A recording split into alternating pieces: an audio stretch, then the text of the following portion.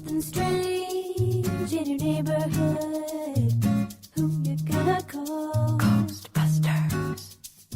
If there's something weird and it don't look good, who you gonna call? Ghostbusters.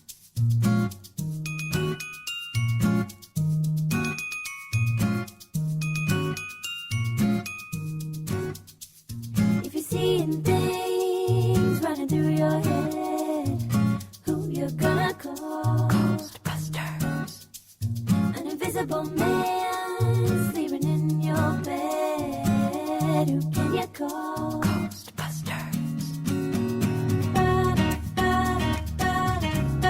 All right, it's time for our all-woman Ghostbusters show. The Ghostbusters are all women. Our guests are all women. What we did was to invite all of our female nose panelists onto the show.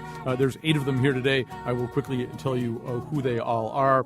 Teresa Kramer, a writer and editor at eContent Magazine, founding editor of The Cut. Tanisha Dugan, producing associate at TheaterWorks. She walked in yet? No, she hasn't come in yet. Oh, there you are. Yeah. And Elizabeth Kiefer, professor of English at Tungsten's Community College. Vivian Martin, chair of the Department of Journalism at Central Connecticut State University. Carolyn Payne, actress, comedian, dancer, founder, director, choreographer of Kinetic Dance. Irene Papoulis, lecturer at the Alan K. Smith Center for Writing and Rhetoric at Trinity College. Kate Rushin, poet, editor, and educator. Tracy Wu Fastenberg, director of development at the Mark Twain House and Museum. That's all we have time for. Thanks for listening. Drive carefully. Thanks. Go see the movie.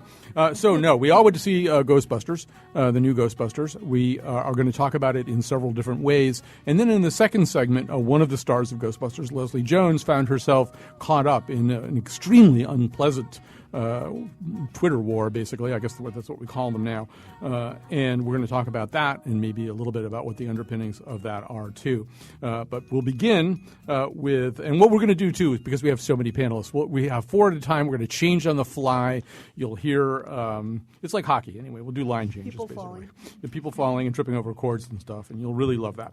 So we're going to start. We've got Vivian, we've got Wu, we've got Elizabeth, and we've got Kate at the microphones right now. We're just going to begin with kind of an overview of this movie. So, Vivian, there's a couple of ways to remake or reboot something, but basically this is the kind of movie that doesn't really, except in very sly postmodern ways, ever acknowledge that anything like this ever happened before. This movie tells the story of a world that has no Ghostbusters and then gets Ghostbusters, right? Right.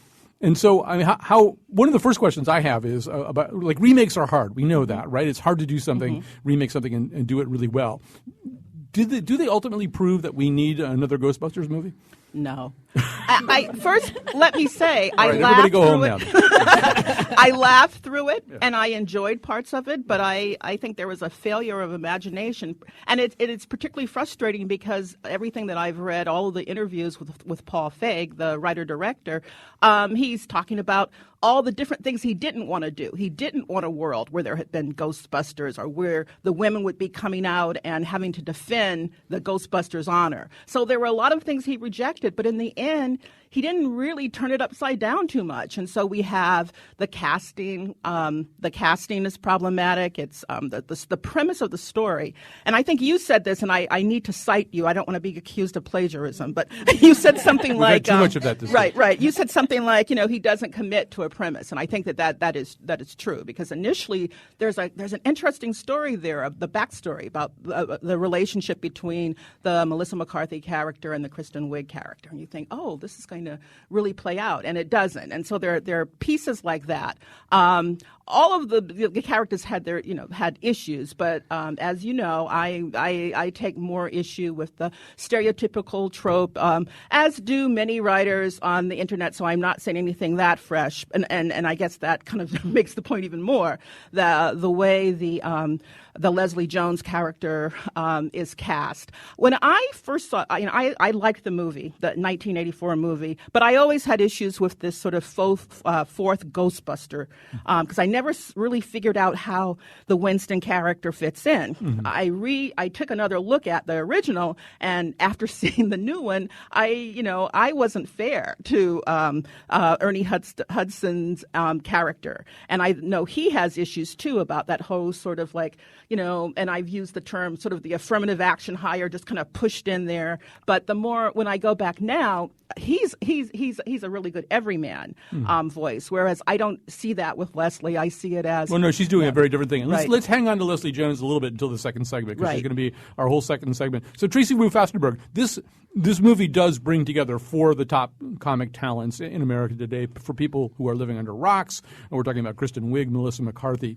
Kate McKinnon, and Leslie Jones. Three of the four are from Saturday Night Live. Also, three of the four are women in their 40s. There aren't a lot of movies these days that are built around three women in their 40s as star vehicles here. But they're all enormous comic talents. And so one of the questions is, can they work as an ensemble? Do we get out of them everything that we hope to get out of them? How did this movie work for you?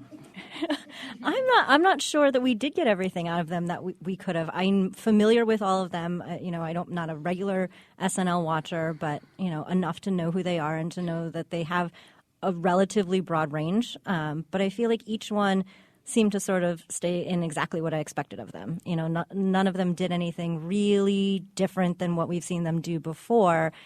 And I also don't think that it really showcased their talent the same way. And I think Carolyn had mentioned this, that she wasn't sure whether it was the writing or the performance. And I'm still not sure which one it is either. But I just felt like every step of the way there was just a little something lacking. And to be fair, I haven't seen the first one, so I don't have – or the first two. So I don't have anything to compare it to. She only emigrated to this country about a year ago. Yes, that's the reason. She's really, newly naturalized. I really did live under a rock, but I do know who these four women are. In the Trump administration, you will be required to watch Ghostbusters before you get your naturalization papers. After they put the wall in front of me. Right, exactly.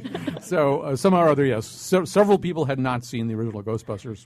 I don't personally understand that, but that's fine. I can't explain it. So, Kate, this brings up the question. I mean, I think comedy ultimately does need some kind of propulsion. If you're gonna have a comic premise that works for 2 hours, it needs to be propelled by something. I mean, does this?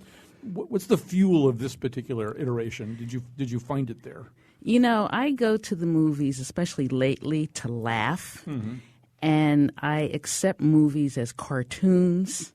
And so I was ready to laugh at a cartoon, but I feel that the director, to me it goes back to the direction, that the director chose the wrong cartoon. And I thought that creating the Kristen Wiig character on kind of like a 1950s mousy librarian was just wrong. Just base it on today's hip, stylish, tatted PhD women. And I just wish. I love that. You just got. And I wish everybody had been stepped up, more stylish, more sharp, more hip. I would have liked that cartoon. I mean, we have some professors right here in this room, and I would not call any of y'all mousy or any of those stereotypes. So I think, they could have done more. Well, although Elizabeth, Elizabeth, they're under no requirement to stick to the original vibe or premise of 1984. But in 1984, this was about nerds, about unfashionable, unlovely, unstylish nerds whom nobody took seriously. I mean, really, a lot of the original movie is Bill Murray trying to convert Sigourney Weaver, trying to get her to believe in him as a romantic object and as somebody who knows what he's talking about. In a way, making these women stylish, it would have been taking the argument to a different place anyway. Well, there was something very sexy about Bill Murray in the original one. I just rewatched it recently, and he was a smooth talker and just a dryly funny, wry guy. I didn't see any characters here who I thought were sexy and appealing, including Chris Hemsworth, who seemed to be thrown in as the dumb eye candy and was way too dumb, and they didn't even dress him up like eye candy. In my opinion, they could have used his assets a little better than they did. So I don't know. I didn't find anybody who I thought was appealing, and I also had a problem with very, very smart women being portrayed as super goofy or super wimpy and cowering, and I just didn't see their smarts come through. I made the point that Kristen Wiig's character was supposed to have a PhD in physics, and I don't remember even one point in the movie, maybe there was one, where she used her physics knowledge.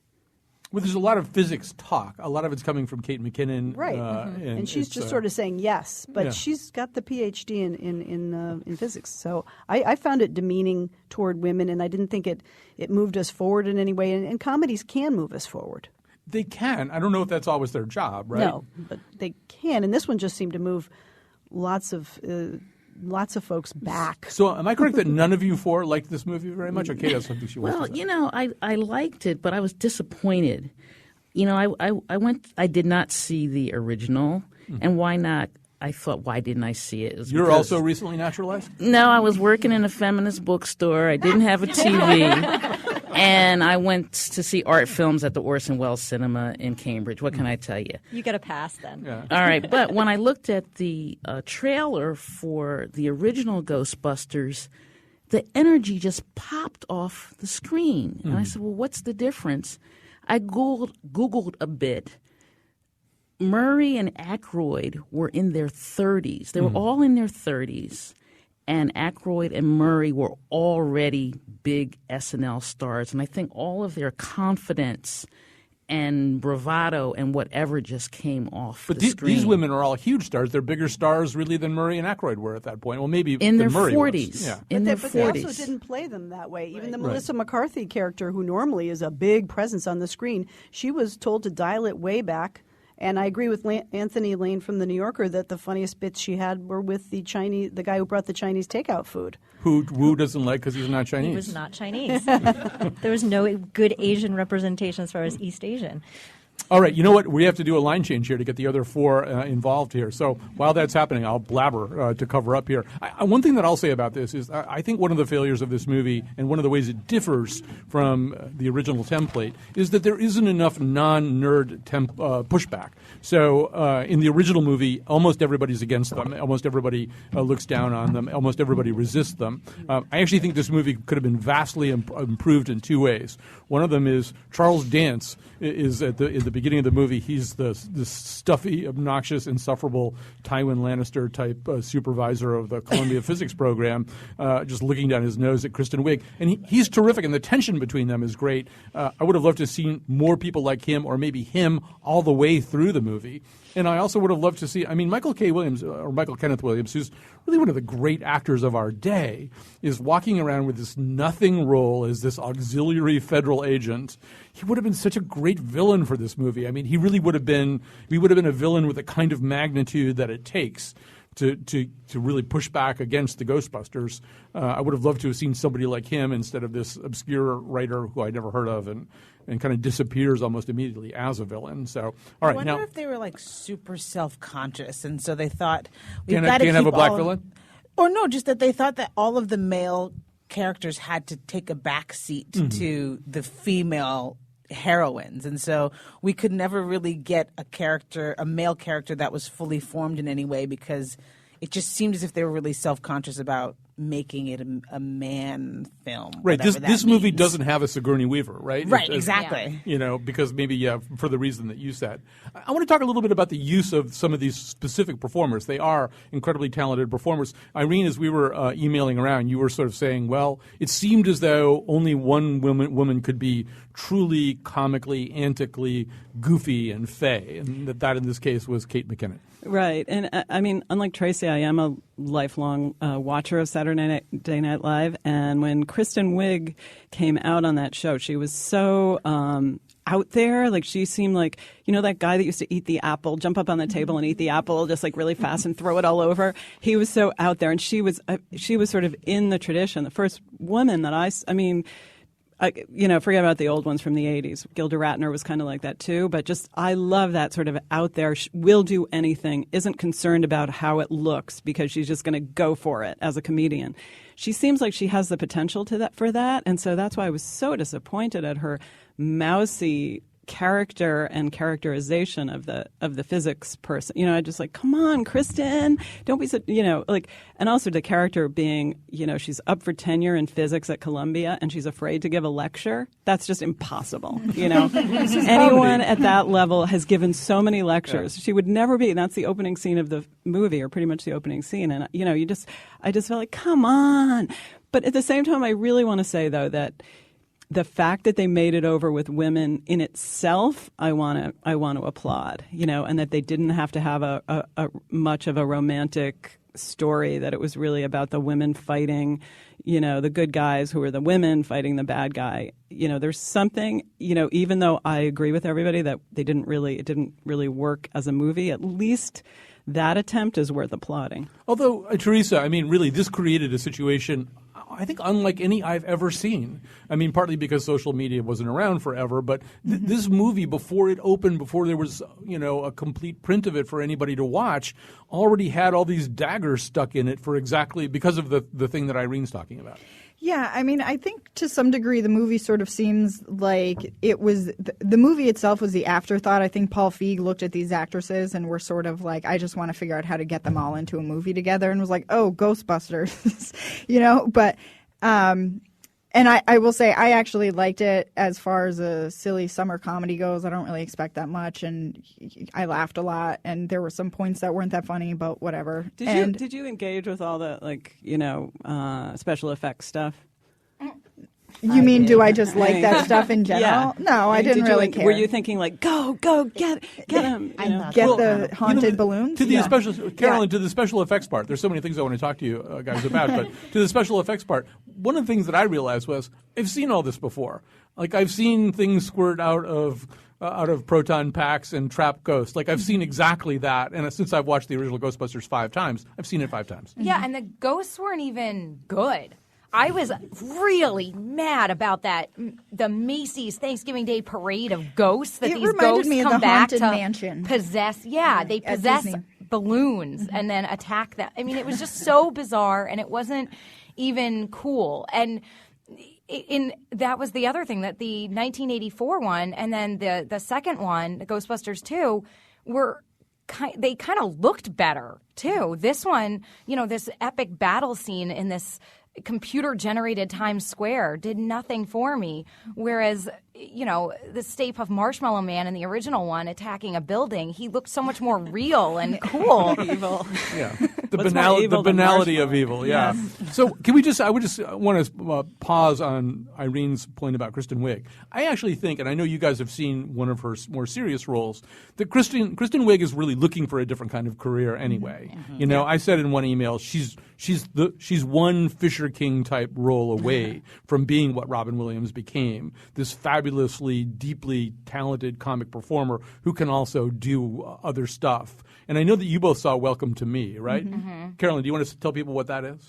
Yeah, it's the thing with this movie. She wins a lottery, and she buys herself a talk show. That is like a vehicle. She's mentally ill. She's bipolar / borderline. She changes throughout the movie for some reason. But, yeah, and she buys herself a talk show as her own vehicle to fame and everything that she imagines she wants out of her life that prior to this had been. That's my life you're describing right now. I should be suing them. Well, but anyway, Teresa, it represents also her attempt to stretch. We've also seen her in small roles and stuff like The Martian.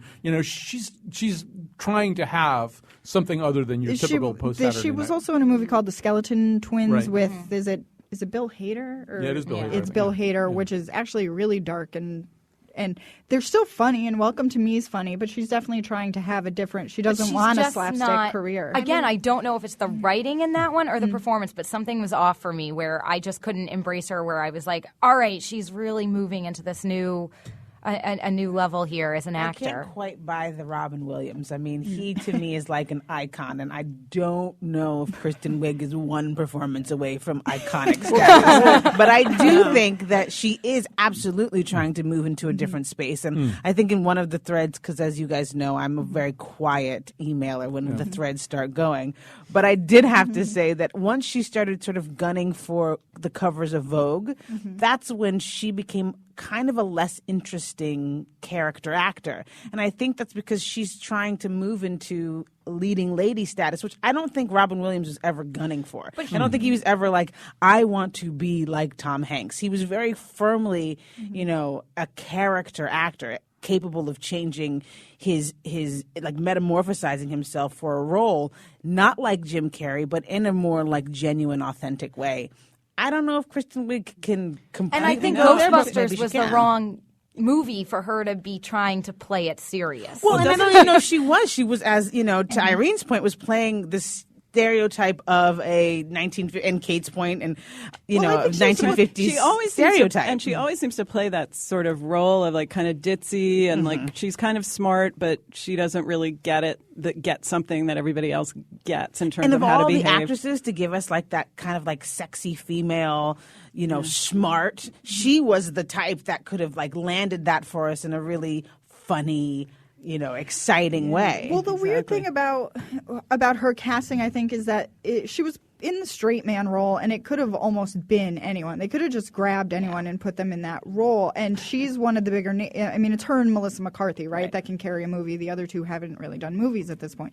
So why was she the one who was sort of slotted into this nothing character? I don't quite get that. They might as well have just got someone they could have paid less money and let them do it. Totally. It's The weird. sad thing is maybe she thought she was being funny.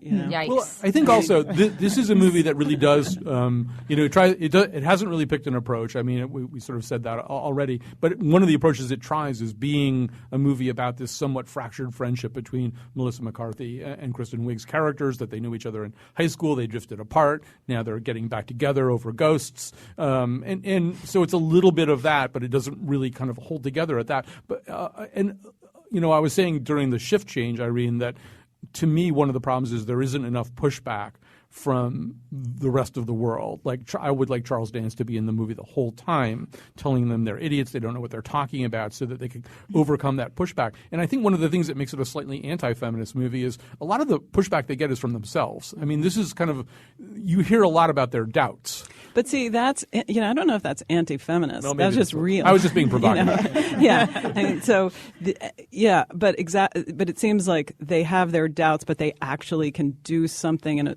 they can, I agree with you, though, that, I don't know, I wouldn't call it, maybe I would call it anti-feminist, but because the way that they don't manage to really own their power. Right. It's just kind of like, ooh. Well, ooh. I think it's Kristen Wiig who doesn't own her power, right? Melissa McCarthy and Kate McKinnon are Kate like, there does. are ghosts, and Yeah. we're going to find them, and I don't care what you say. Kate And- McKinnon was the Kate, yeah. breakout star for me in Yeah. this. I found she just stole every scene she was in. And prior to this, I find her funny, but I didn't think that she was going to be some next great comedy Well, star. she was making Oh, I like do. interesting choices, Right, In the that- sense that's that the what other ones struck kind me of, here. She created, this is a very cartoonish film. In some ways, as a huge fan of the originals and having had watched the real Ghostbusters cartoon that was on TV in the 80s and 90s, this movie kind of followed that cartoon that they created for television more than the films. It had that very... they could have just animated this, to be honest, but with female voices. yeah. But I had a problem with McKinnon's character. First of all, I love Kate McKinnon. I wait for her to come out and do Angela Merkel or Billie Jean King or the lady who gets abducted by the just- aliens. Yeah, in I don't the like that time. one so much, and I love her Russian lady. I just love think her this woman is a Justin genius. Bieber. Yeah. And I mean, to say nothing of her Hillary, obviously, but I just, in this movie, it seemed to me, Carolyn, that the only script instruction she was ever given was just be weird. But I thought that was wonderful for her. It took me because about she 40 took- minutes to get that was all I was ever going to get out of it. Right. Yeah. But I thought she took a part that was kind of written as a very small role and just mugged it, but in a really well done way that created its own iconic character. I thought she was the only character that could live on, Right. because You would wanna see Venkman her and again. Egon, those Yeah. were real iconic caricatures that were created by those actors, and she created one that the others I felt just didn't. We're going to have to do another break and a shift change, but before we do this, Tanisha, I just want to say, kind of in response to some of what's been said about Kristen Wiig, I want to at least offer a defense of the you should pardon the expression, the straight man. It's hard to do that well. The people who do that well make everybody else a lot funnier. Really, you take Carl Reiner away from Mel Brooks in his early career, you don't have so much Mel Brooks. The people who are great straight men, or it should be straight persons or something like that. Straight people. That seems like we're talking about something else entirely at that point. But anyway, that's a skill. I'm not saying that Kristen Wiig is best deployed that way, but it is a skill. It's not nothing. You're right. It is absolutely a skill. And I think when you take, these three women who have been anointed by Lorne Michaels, it's difficult to ask them to do something that is sort of diametrically opposed to what they do on that show. And so you are asking Kristen Wiig to sort of step out of quote-unquote character and play that. But I think she could have done it in the Vogue sort of manner in which she's trying to present herself to the world, and we would have gotten the straight man that I think we women deserve, and one that would have helped the story to sort of move forward in a way that seemed realistic. All right, we're going to take a break. We're going to come back and talk about the painful odyssey of Leslie Jones after this.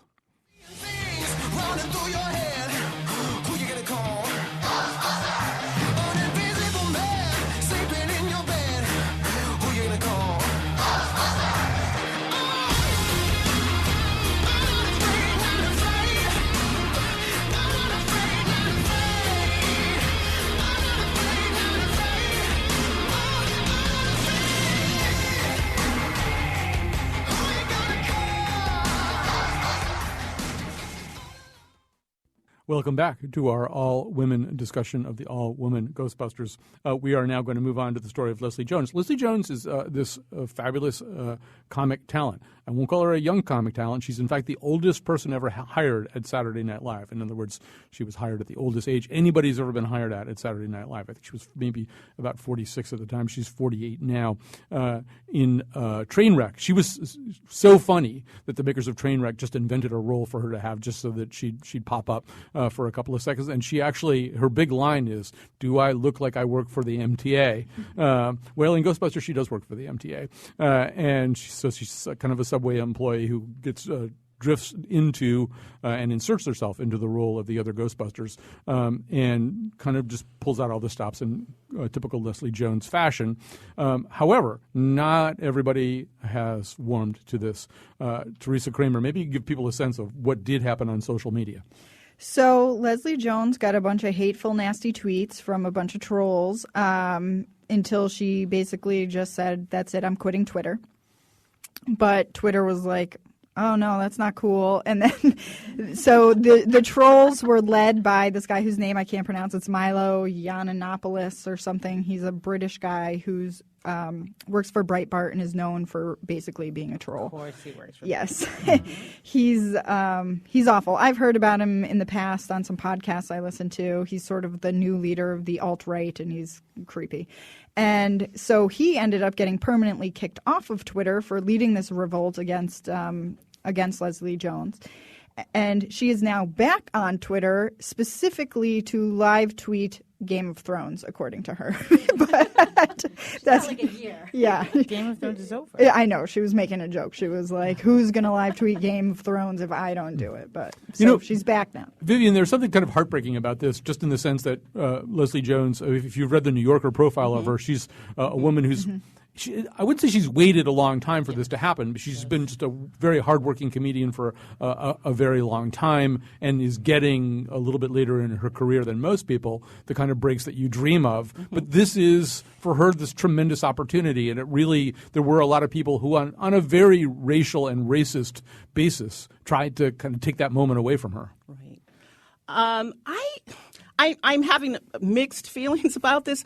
Obviously, Twitter should have shut them down sooner, but her interactions with them, she fed the trolls. And any of us of color who have done public work, you get that kind of stuff, and you know about it. When I was an op-ed columnist for The Current, I just remember being really frightened a couple of times by people, who hung around at the Free Republic website, and they put my picture there, and they were mad about something I had said about George Bush. So I can feel the pain in part of that. I guess she's a little different in that she shares it publicly. She was tweeting about nobody making her a dress. She couldn't get a designer to make her a dress, and so some of it is, her personality. A lot of that's over the top, but of course it doesn't give them the haters any excuse.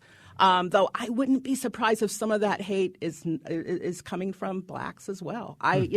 We can't assume that all of that is, because just that type of character and what it brings up in some people. And who she is. Right. To your point about her coming to this later in life, okay, there's the ageist part of it. Right.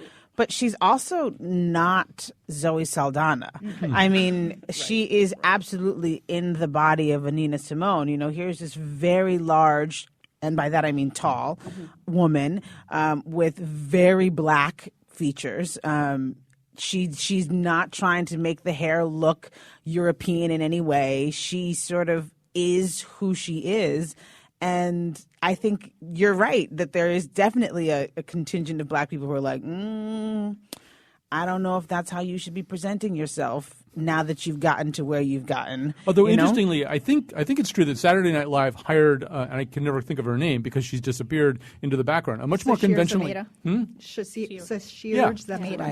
conventionally attractive, more demure, younger, more ready for prime time looking African American comic performer, and thinking, well, that'll be the person we put out front, and maybe Leslie Jones will be writing stuff or whatever. But Leslie plays the stereotypes that we are comfortable seeing. And I was actually surprised in this film that she didn't lean harder into. It was the nameplate necklace that was a little more stereotypical than her actual performance was. Right. But when she's on SNL, she is every black stereotype you can imagine, and she does not shy away from it.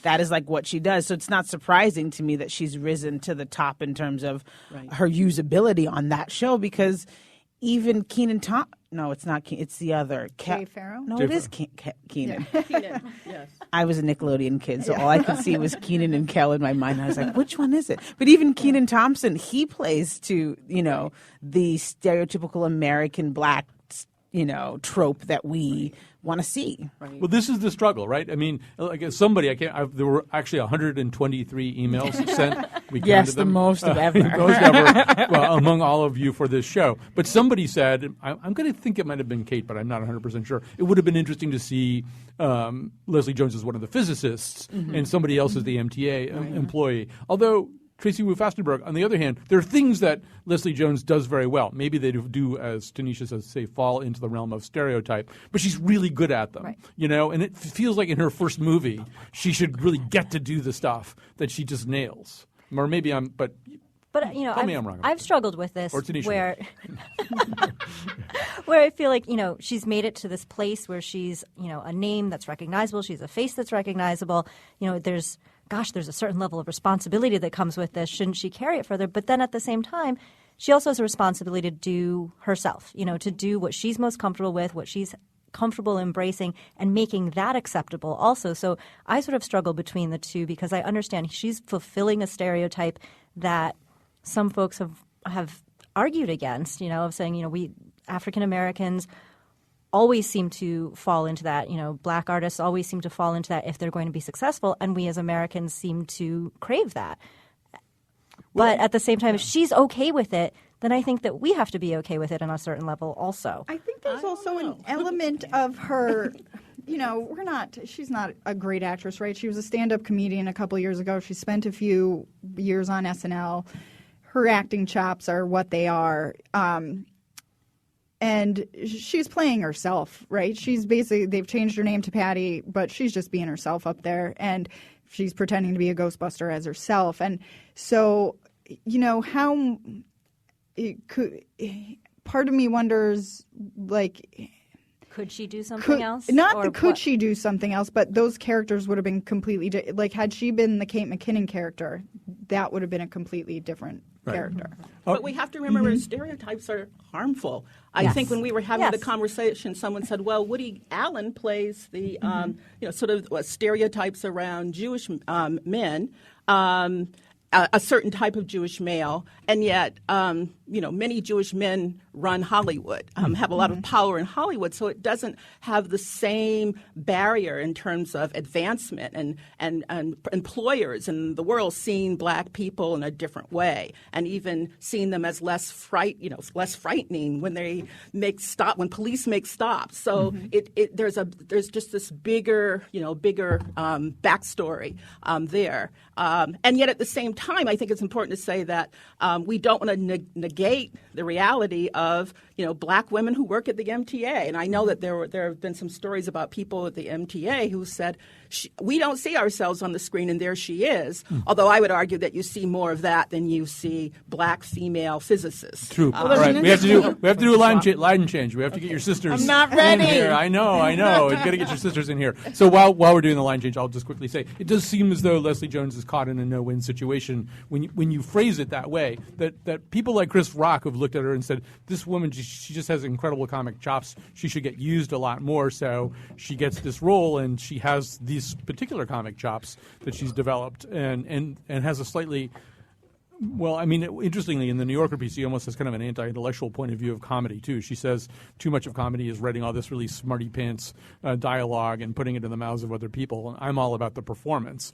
And this is the kind of performance she gives, and then people sort of say, well, that one doesn't really taste right to us. I think she could have done a really hilarious job being a scientist, being herself as a scientist. Why not? That's her job, I want to see a movie where she plays a scientist. Yeah, exactly. I mean, it might not be this particular movie. Although, in some ways, Elizabeth, the other reaction that I was having this week is, there were some of these tweets were horrible, and there were tweets of the Cincinnati Zoo gorilla, and just like things I just thought.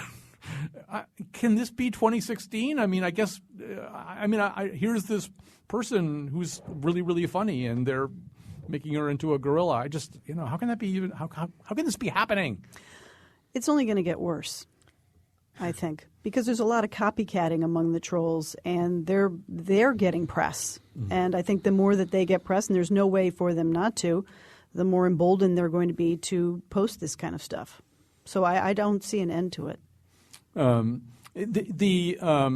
that even raises the question, Kate, of whether we do a good enough job. One of the questions about Twitter has been, do they do a good enough job of trying to create some kind of environment where these kinds of things are kept to a minimum? Obviously, a lot of Twitter's appeal is that you can do anything you want. There's the First Amendment argument that's always brought up, but I just see a general overall coarsening of the public conversation on all levels everywhere. And it doesn't actually surprise me that Leslie Jones got this kind of pushback. I won't call it pushback, this kind of attack. And I think that the movie didn't help. And I think of the scene, the rock scene, where she's Melissa McCarthy character crowd surfs, and then the big laugh is that the the audience parts, and Leslie Jones' character splats. Mm-hmm. That was organically not funny to me. Mm-hmm. But then what made it funny to me and memorable was Leslie Jones' improv retort. Mm-hmm. I don't know if this is a race thing or a lady thing, but I'm mad as hell. Mm-hmm. And that's the takeaway line from the movie for me, because that resonates with my life and my experience and the experience of others. So that's what I take away from this whole Leslie Jones controversy, Twitter controversy, because there's disrespect. I think the character, in a sense, is disrespected in the film. Perhaps she's disrespected as an actor, and then she's disrespected on Twitter. Well, so, Carolyn, I will now ask you to speak for the entire comedy establishment. But, I mean, I think everybody sort of thought it would be maybe like the fire station in the original Ghostbusters, and that Tina Fey and Amy Poehler and, like, everybody would just go running towards the pole and slide down it and go running off to defend Leslie Jones. And in a way, she twisted slowly in the wind for a while before people came to her aid. Yeah, and that was concerning and confusing, especially, from her cast members, who they're celebrating the opening of the film. They're all in the public eye together, and when this happens, I just think that people don't even know how they don't know how to respond to something like this. And I mean, this is why, and I keep saying this, I feel like I say this every time I'm on the show, I hate Twitter. And like every time I like start to like dip my toes back into the Twitter pool, like I literally tweeted for the first time earlier, like the week that this happened, in like months. And then this happened. I was like, I'm done with this again. I can't, it's just, for some reason, the social media medium of Twitter just invites this kind of sort of, it's like people think there's a wall up and they can just say whatever they want, and then it also, like, when people do respond to things, it's really hard to understand how to take it. But part of it is the anonymous Twitter handles too. You can right. That's what I'm saying. They're all hiding behind this People wall. used to write it on the bathroom wall. Yeah. Yes. But I also think that Colin's saying, well, I'm not, how can this still be in 2016 as part of the reason? Because I think, like there's something, there is a change going on in our culture. And I was thinking about that watching the convention all this week too. Like there's a change, we had Obama as president, the Supreme Court voted to support gay marriage. There's a change going on. And so that brings up the vile energy that's been embedded below that. And I think for a lot of white liberals, it's really hard to sort of acknowledge that those forces are real. Those forces are a part of our culture, but they've been in some ways latent. We haven't necessarily seen them that much, but they're there. And so like the idea of change, the idea of women being superheroes is a version of that. It's like, wait a minute, something is changing, something dramatic is changing in our culture, and it's inevitable. It's like it's changing. It's on its way, but that other force comes up, and the people, like the other people on the the other actresses who didn't say anything. I mean, it's sort of like, I think what I would imagine is there's the same reaction that Colin had, like, well,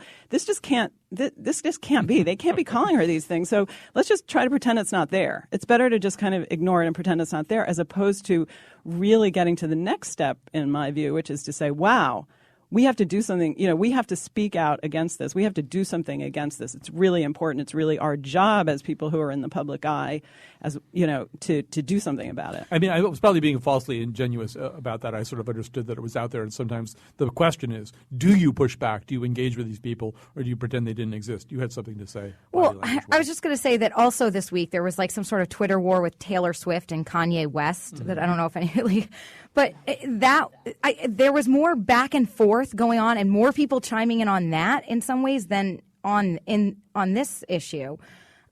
Which just that again just seems like a ludicrous. It's interesting though that the world of music, those battles do come. They're more public somehow. They're more sort of, I don't know. Well, I think battles with Kanye West are more public. Yeah. Yes. Yeah. I guess the other thing that I wondered, Kate, is.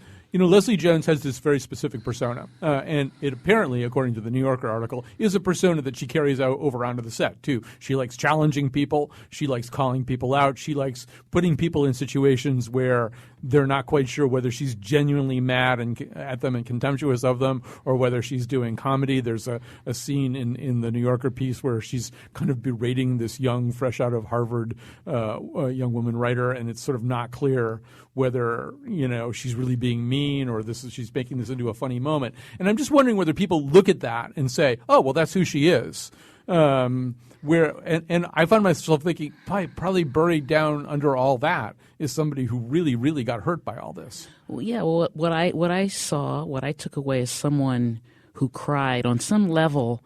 As long as she's been out there, as many years as she's been out there as a stand-up, and she's on Saturday Night Live, and she's co-starring in this big film, I think on some level she didn't know what hit her in terms of the gross intensity of the Twitter attack. And I also paid attention to the fact that Ghostbusters allowed her to get out of debt for the first time in her life at 48. So I know it hurt her. I believe that it hurt her. Well, I think as a comedian, kind of like your nerves are more exposed, I feel, at all times. And that, so a lot of things you're able to kind of take and deflect and use. But there are some things that it just feels like, I think, as somebody who uses comedy a lot as what starts out as like a child, I think, as like a defense mechanism. It's because like those nerve endings for you are just so they're like right there, and everything can burn a lot I'm more. going to be so much more gentle with you from now on. All right, we have to take a break. If we're going to do endorsements, we got to take a break. We'll come back. I can't see what people look at me and only see the color of my face. Oh yeah. And there's those who try to help, God knows, but always have to put me in my place. But I won't ask you to be colorblind, 'cause if you pick the fruit, then girl, you should find. Blind to the berry, sweet of the juice. I can say it ain't so, but darling, what's the use? The darker the chocolate, the richer the taste. And that's where it's at. Baby, run and tell them. Let me tell you quickly who did what. Bitsy Kaplan's on the board today. The show was produced by Jonathan McPants. Liam Myers is our intern today. Greg Hill is our tweet master. There's a lot of Twitter activity about this show, so check it out at WNPR Colin. We're also on Facebook. The Colin McEnroe Show Facebook page will have that opening version of Ghostbusters up there, as well as all the audio from the show and everything else. Time to do some endorsements. Elizabeth Kiefer, what have you got for us?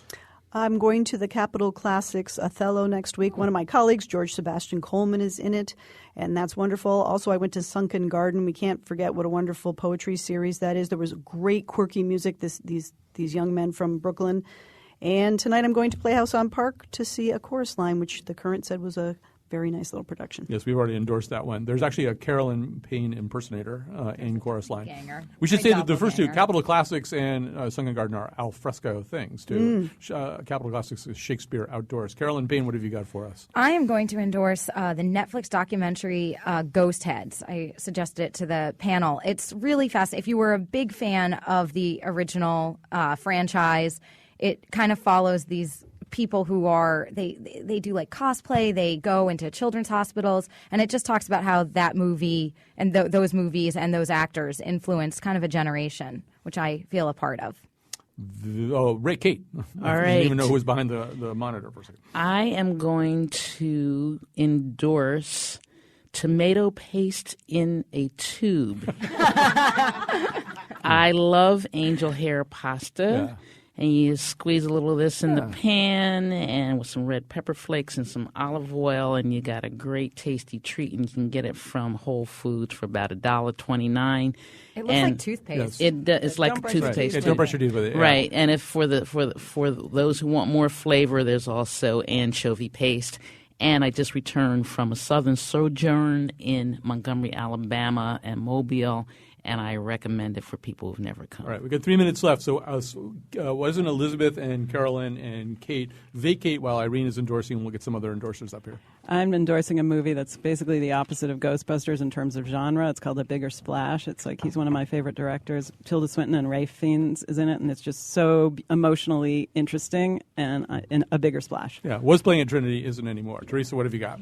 I've been watching the second season of Jane the Virgin, which, if you're interested in diversity, they do it very well, and they're also hilarious. It's basically a telenovela made for an American audience. It's great. All right, Tracy? I am going to endorse everybody sort of educating themselves on what microaggressions are in this sort of world where we've seen a whole lot of macroaggressions and people saying, well, I would never do that, but sort of examining ourselves and what we do every day that can be construed as microaggressions. And you can Google it, and there are a lot of good resources on the Googles. All right, Vivian? I'm reading White Trash, 400 Years of Social Class in America by historian Nancy Eisenberg. It's a really good way of understanding how we've left class out of the debate in America, but what it does is it shows us everything from the beginning and the people who were sent here, lower classes to Sarah Palin and lower today. classes to Sarah Right. Palin? All right. Tanisha? I'm endorsing alt community art. Tomat Astro. It's got performances this weekend. It's a dance company, local dance company at Town and County. Opens today, runs through the weekend, and also BuzzFeed superstar Matt Vorsmer, the percussionist who plays live drums over our favorite pop hits, will be in town next Friday. So check those things out. All right. I'll quickly endorse, since we're talking about Mr. Hemsworth, this particular Chris Hemsworth.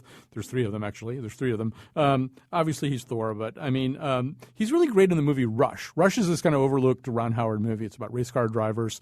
He's sort of the second male lead in it. He's this terrifically dissipated smoking, drinking, womanizing race car driver. And he's just great. The guy that Tracy Wu doesn't like because he's the wrong ethnicity to deliver Chinese food, his name is Karan Soni. He's in Ghostbusters. He's also in a terrific movie called Safety Not Guaranteed, a wonderful independent movie with a lot of your favorite indie stars. And last, I'll endorse Kate McKinnon as Ruth Bader Ginsburg, which she did it at the conventions. It was terrific. How about a big round of applause for each other, sisters of the traveling McPants?